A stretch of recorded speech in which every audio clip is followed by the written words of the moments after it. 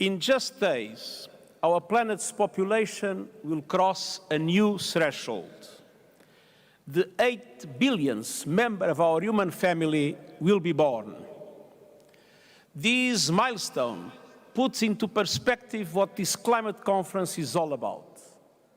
6 नवंबर से शुरू हुए और 18 नवंबर तक चलने वाले COP27 के बारे में आज बात करेंगे, जो इस बार मिस्र में आयोजित हो रहा है, जहां दुनिया भर के नेता बात करेंगे जलवायु परिवर्तन और उसके समाधान की। 21वीं सदी में क्लाइमेट चेंज पूरी दुनिया के लिए चुनौती बनकर उभरा है और इसके दुष्परिणाम हम सब देख ही रहे हैं। बिन मौसम बारिश हो जाना, जरूरत से ज्यादा बारिश होना, गर्म स्थानों पर ठंड पड़ना और ठंडे स्थानों पर जरूरत से ज्यादा गर्मी होना, कहीं बाढ़ आ रही है, कहीं तापमान रिकॉर्ड तोड़ रहा है, तो कहीं सूखा पड़ा हुआ है। यही है जलवायु परिवर्तन। तो आज हम यही बात करेंगे कि संयुक्त राष्ट्र जलवायु परिवर्तन सम्मेलन क्या है, COP27 में किन मुद्दों पर बात होगी, भारत की क्या मांग रहेगी। संयुक्त राष्ट्र जलवायु परिवर्तन हर साल होता है। दुनिया भर की सरकारें विश्व स्तर पर होने वाले जलवायु परिवर्तन रोकने के लिए उठाए जाने वाले उचित कदमों पर बात करती है इस सम्मेलन में। COP यानी कि कॉन्फ्रेंस ऑफ पार्टीज। COP का पहला सम्मेलन साल 1995 मार्च में बर्लिन में आयोजित किया गया था। तब से ही लगातार ये हो रहा है। COP27 संयुक्त राष्ट्र की जलवायु परिवर्तन के मुद्दे पर ये 27वीं वार्षिक बैठक है। साल 1992 में ब्राजील के रियो डी जनेरियो में एनवायरनमेंट और डेवलपमेंट के मुद्दे पर अर्थ समिट रखा गया। उसी दौरान जलवायु परिवर्तन पर UN फ्रेमवर्क घोषित किया गया और इसके लिए UNFCCC संस्था बनाई गई, यानी कि United Nations framework convention on climate change. जलवायु परिवर्तन पर संयुक्त राष्ट्र के ढांचे यानी कि United nation framework convention on climate change में शामिल सदस्यों का सम्मेलन है। इस वक्त COP में 192 पार्टीज हैं। UNFCCC एक वैश्विक समझौता है और इस पर अब तक 197 देशों ने साइन किए हैं। इसका मुख्य उद्देश्य है वायुमंडल में ग्रीन हाउस गैसों के उत्सर्जन को नियंत्रण में रखना। तो ये आपने जाना कि COP क्या होता है। अब आपको इसका इतिहास बताते हैं। साल 2017 में डोनाल्ड ट्रंप ने पेरिस समझौते से बाहर होने का ऐलान किया था। साल 2018 में ग्रेटा थनबर्ग का स्वीडिश संसद के बाहर विरोध प्रदर्शन हुआ।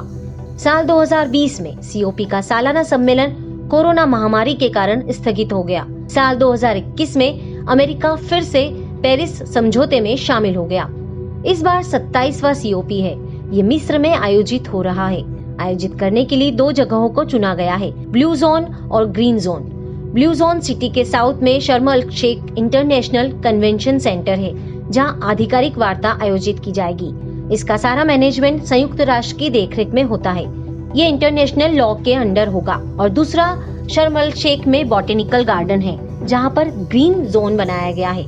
ये मिस्र की गवर्नमेंट के अंडर होगा और आम जनता के लिए भी खुला रहेगा। जलवायु परिवर्तन के लिहाज से देखा जाए तो अफ्रीका दुनिया के संवेदनशील क्षेत्रों में आता है। अफ्रीका में सूखे के कारण 1.7 करोड़ लोग खाद्य चुनौतियों का सामना कर रहे हैं।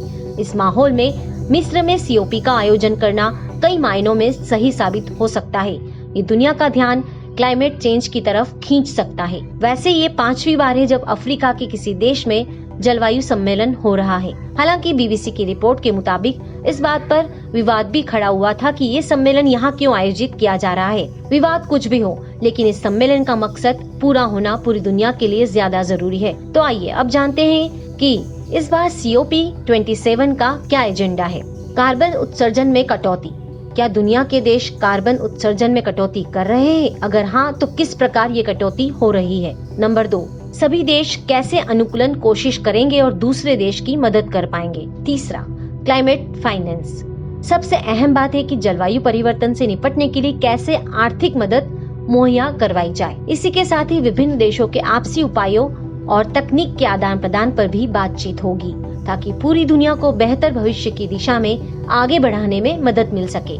भारत COP27 में किन मुद्दों को उठाएगा? COP27 में भारत की तरफ से केंद्रीय पर्यावरण मंत्री भूपेंद्र यादव इस सम्मेलन में भाग ले रहे हैं। उन्होंने COP27 से पहले कहा कि भारत विकासशील देशों को जलवायु परिवर्तन से लड़ने में मदद करने के लिए विकसित देशों से जलवायु वित्त प्रौद्योगिकी ट्रांसफर और कैपेसिटी निर्माण के मामले में कार्रवाई की मांग करेगा। केंद्रीय मंत्री यादव जी ने कहा कि हमें COP27 में क्लाइमेट फाइनेंस टेक्नोलॉजी के आदान प्रदान और क्षमता निर्माण पर कार्रवाई की उम्मीद है।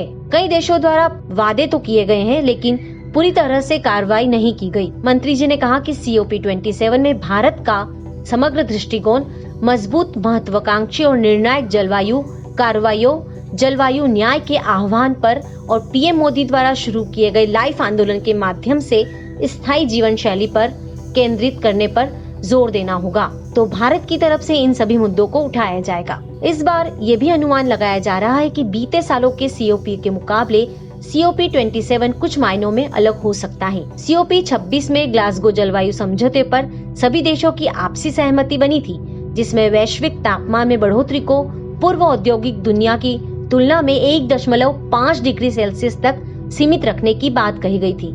इस दिशा में कार्य भी हुआ। कुछ देशों ने जलवायु परिवर्तन से निपटने के लिए मजबूत संकल्प के साथ सहमति भी जताई। कई राष्ट्रीय जलवायु पर कार्य करने की योजनाओं और मजबूत करना अभी बनाया जाना है। हालांकि 193 में से मात्र 23 देशों ने अब तक अपनी योजना UN में पेश की है। उम्मीद यही लगाई जा रही है कि COP सम्मेलन में इन सभी मुद्दों और संकल्पों को लागू किए जाने की योजना पर कार्य होगा। इस सम्मेलन के मेजबान देश मिस्र ने भी सभी से यही आह्वान किया है कि जमीनी स्तर पर साम्यक, समावेशी और विस्तृत काम हो। COP27 का यही मुद्दा अहम रहेगा।